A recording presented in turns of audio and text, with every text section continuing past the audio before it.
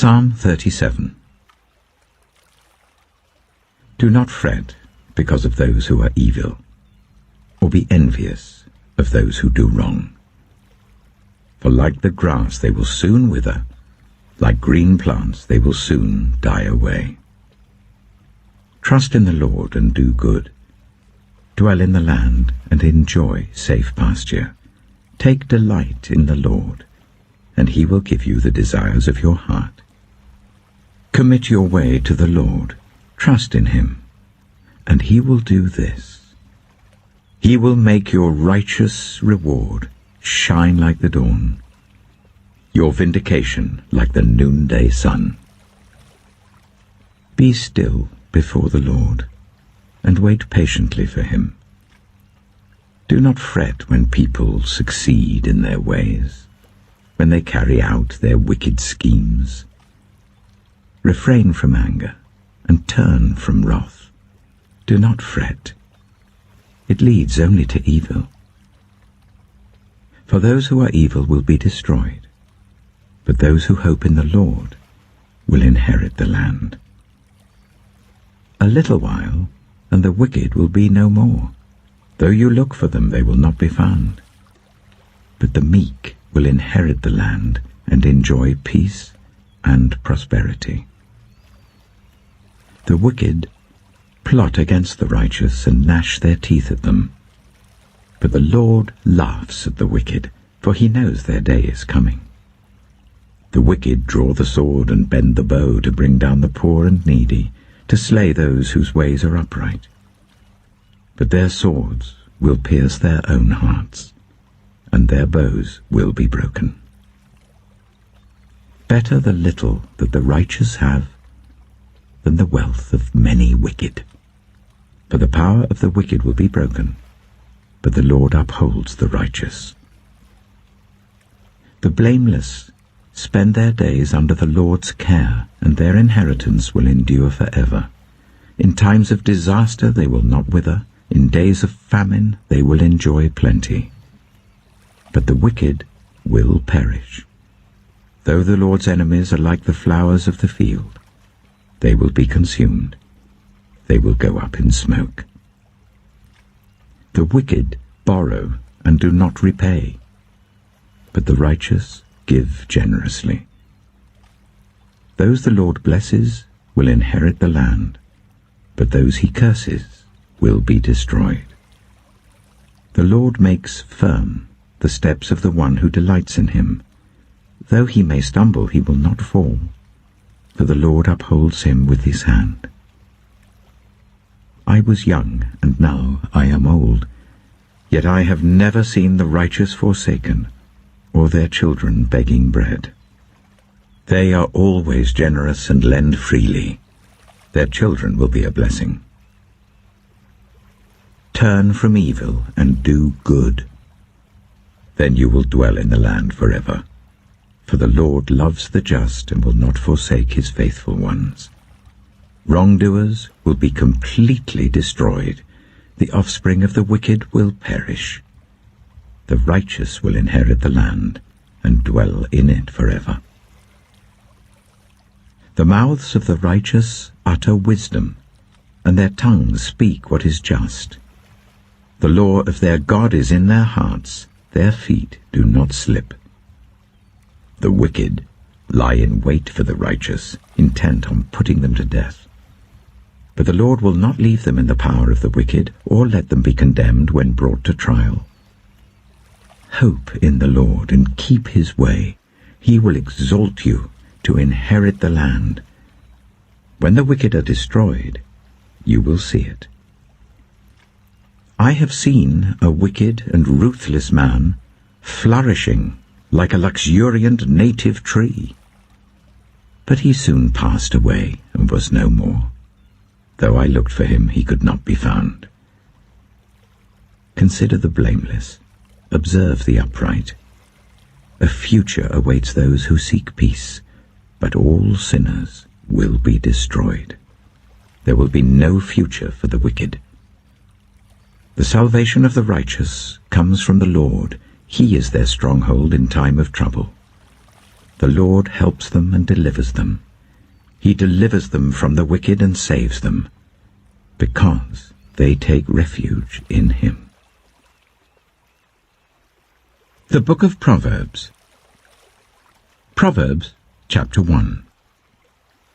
The Proverbs of Solomon, son of David, king of Israel, for gaining wisdom and instruction, for understanding words of insight, for receiving instruction in prudent behavior, doing what is right and just and fair, for giving prudence to those who are simple, knowledge and discretion to the young.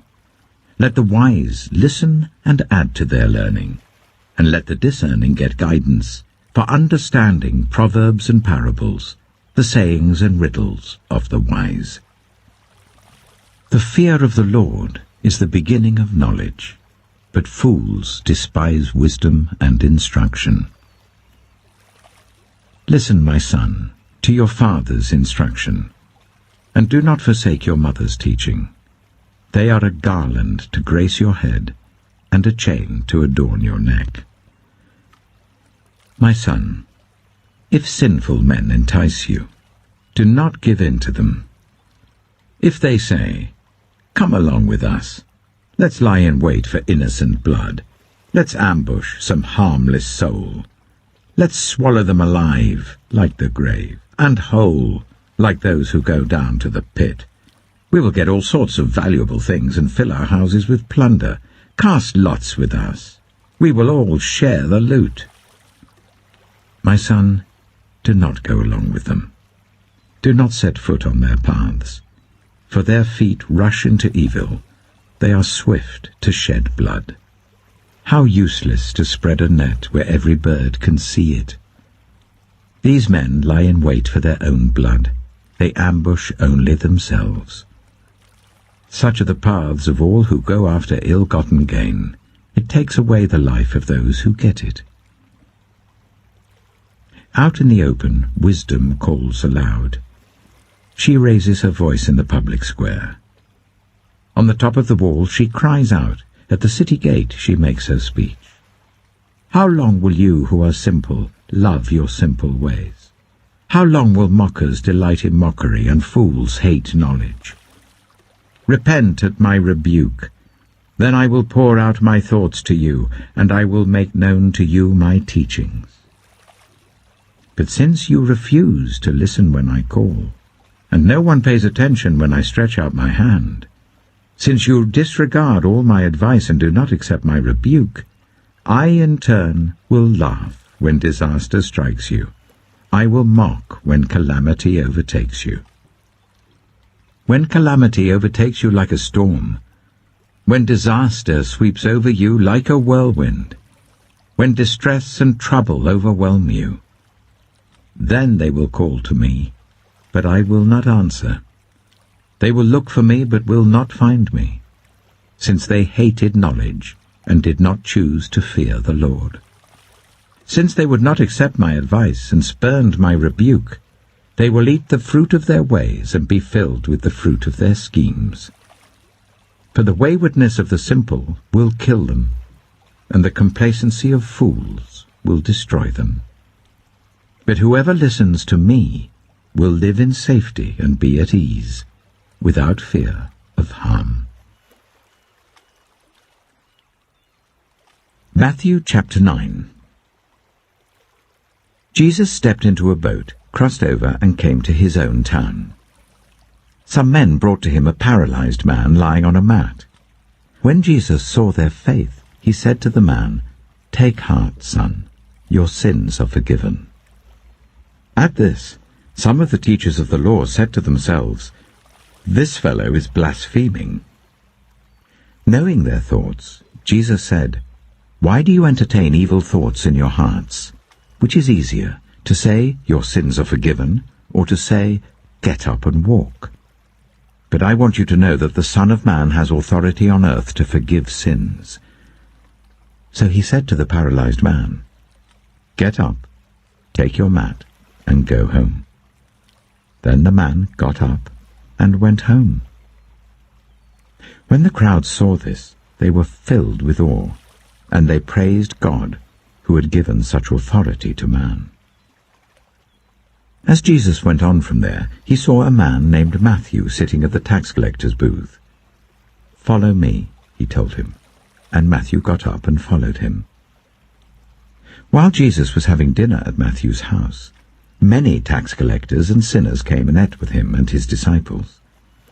When the Pharisees saw this, they asked his disciples, "Why does your teacher eat with tax collectors and sinners?" On hearing this, Jesus said, "It is not the healthy who need a doctor, but those who are ill. But go and learn what this means. I desire mercy, not sacrifice. For I have not come to call the righteous, but sinners." Then John's disciples came and asked him, "How is it that we and the Pharisees fast often, but your disciples do not fast?" Jesus answered, "How can the guests of the bridegroom mourn while he is with them?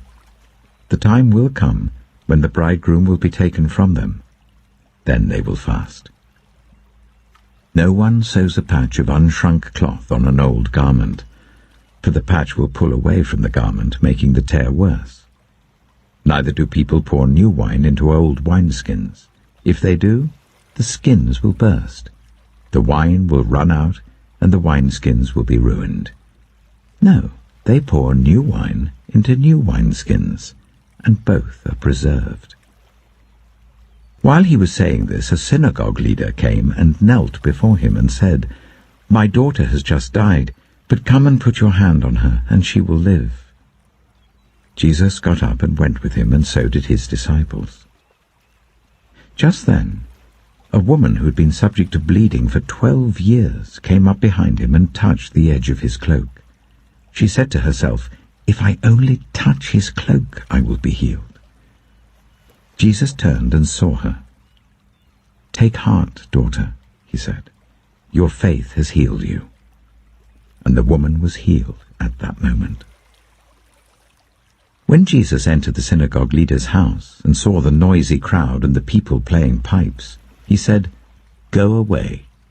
The girl is not dead, but asleep." But they laughed at him. After the crowd had been put outside, he went in and took the girl by the hand, and she got up. News of this spread through all that region. As Jesus went on from there, 2 blind men followed him, calling out, "Have mercy on us, Son of David." When he had gone indoors, the blind men came to him, and he asked them, "Do you believe I'm able to do this?" "Yes, Lord," they replied. Then he touched their eyes and said, "According to your faith, let it be done to you." And their sight was restored. Jesus warned them sternly, "See that no one knows about this." But they went out and spread the news about him all over that region. While they were going out, a man who was demon-possessed and could not talk was brought to Jesus. And when the demon was driven out, the man who had been mute spoke. The crowd was amazed and said, "Nothing like this has ever been seen in Israel." But the Pharisees said, "It is by the prince of demons that he drives out demons." Jesus went through all the towns and villages, teaching in their synagogues, proclaiming the good news of the kingdom, and healing every disease and illness. When he saw the crowds, he had compassion on them, because they were harassed and helpless, like sheep without a shepherd. Then he said to his disciples, "The harvest is plentiful, but the workers are few. Ask the Lord of the harvest, therefore, to send out workers into his harvest field."